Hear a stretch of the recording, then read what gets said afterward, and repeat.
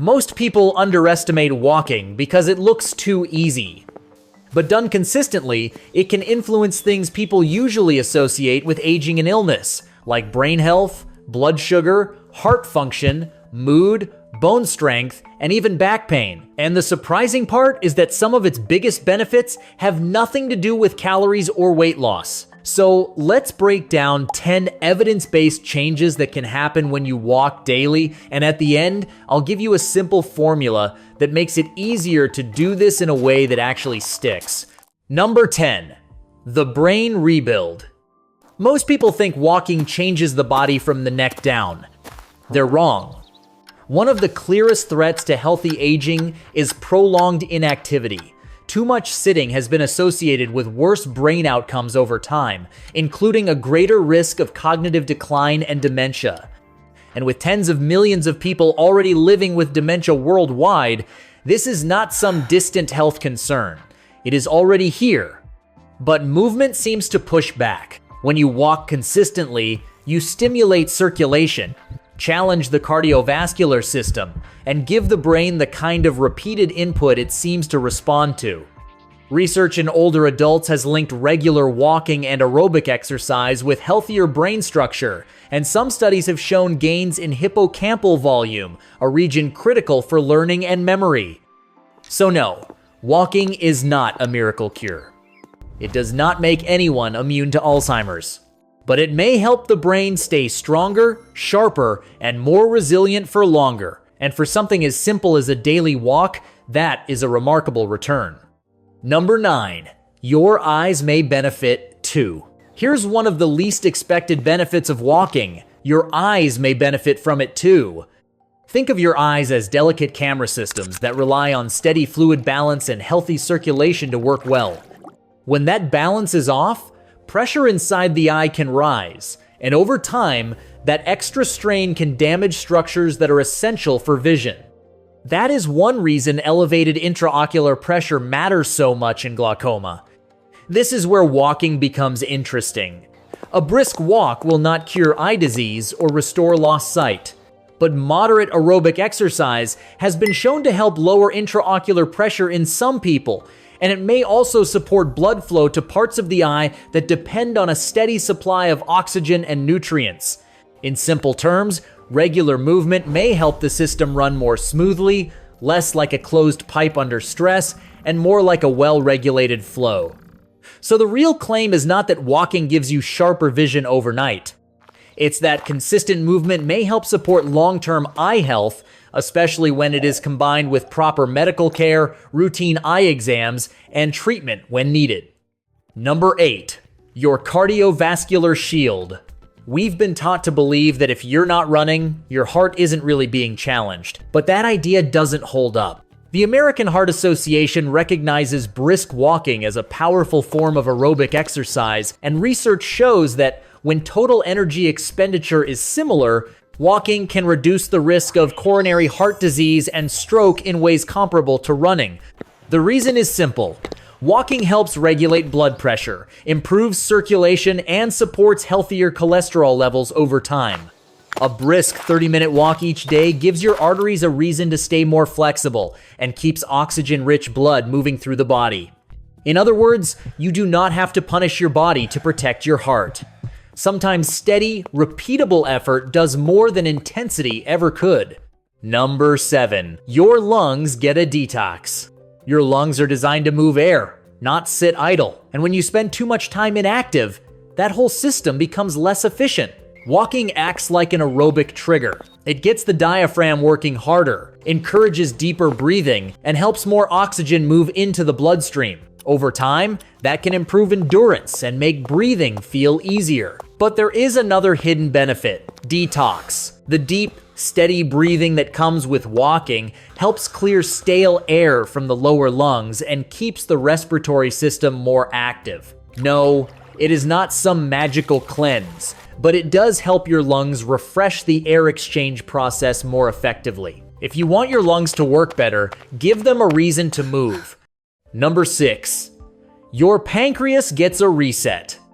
This is where the science gets genuinely surprising. In a 6-month Duke study of people with pre-diabetes, researchers compared different exercise strategies, including brisk walking and more intense jogging, and the result was hard to ignore.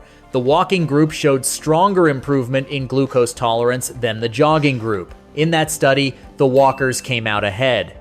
The hidden mechanism is better insulin sensitivity. When you move at a steady, moderate pace, your muscles become more efficient at taking up glucose, and your body gets better at handling blood sugar during and after exercise. Over time, that means less metabolic strain and a system that works more smoothly instead of constantly scrambling to keep up. So the real message is not that walking makes running worthless. It's that for people with pre-diabetes, brisk walking can be one of the most effective and sustainable ways to improve glucose control. Sometimes, the move that looks simple is the one that changes the most. Number 5. Your digestive engine kicks in. More than 150,000 people were studied, and the pattern was hard to ignore. Active people had a lower risk of colorectal cancer, while sedentary living was linked to worse outcomes over time. And for those who had already faced the disease, physical activity was also associated with lower recurrence and better survival. The reason begins in the gut itself. Walking helps stimulate peristalsis, the wave-like muscular contractions that move food and waste through the digestive tract. In simple terms, when you move, your gut moves better too. That is why a daily walk can help keep bowel movements more regular and keep the whole system from becoming sluggish. So this is not just about comfort. You are helping your body move waste the way it was designed to. Number 4. The muscle illusion. 10,000 steps, done the right way, can be just as effective as a gym workout. Most people chase fitness by battering the body with impact, pounding their joints, straining their muscles, and then spending days recovering. Walking plays a different game. It is the stealth weapon of fitness. Low impact, almost no recovery time, and easy to come back to again tomorrow. That is where its power lies. Walking does not punish the body to train it. It builds through repetition, not wreckage. But form still matters.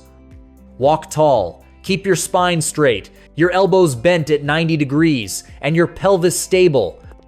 Done well, walking stops being just movement and starts becoming training. Number 3. Your bones get stronger. Your bones are not lifeless structures, they are living tissue, and they respond to use. Leave them unstimulated for too long, and they begin to weaken. That is how the slow slide toward osteoporosis begins. Walking changes that. Each step sends a small mechanical signal through the skeleton, and that signal matters. It tells the bone-building cells that this structure is still needed, still active, still worth reinforcing.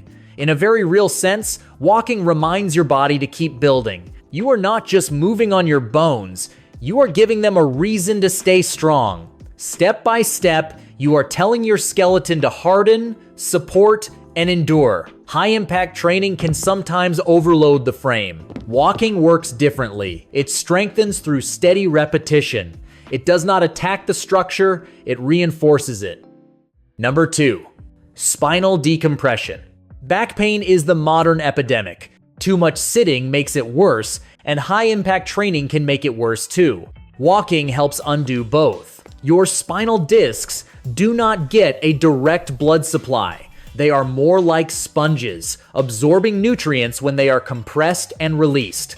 That is exactly what walking provides. Every step creates a gentle pumping action that helps move nutrients into the soft tissues of the spine while also improving posture and strengthening the muscles that keep you upright. So this is more than just a walk. It's like oiling the rusty hinges of your spine. Number 1.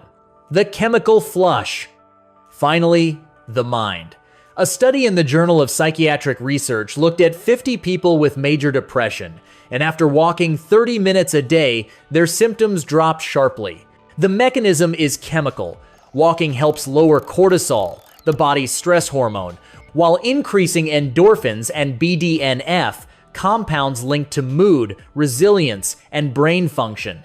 Iowa State University also found that walking improved students' mood even when they were not trying to feel better. That is why walking can feel like such a powerful reset. It shifts your internal chemistry, breaks the stress buildup that comes with stillness, and replaces it with forward motion. You are changing more than where you are. You are changing how you feel.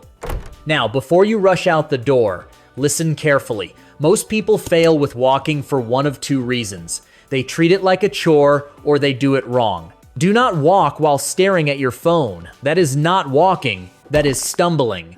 Do not wear flat shoes with no support, or you will punish your arches. And do not act like this is optional. If you only do it once in a while, you will not get the full benefit.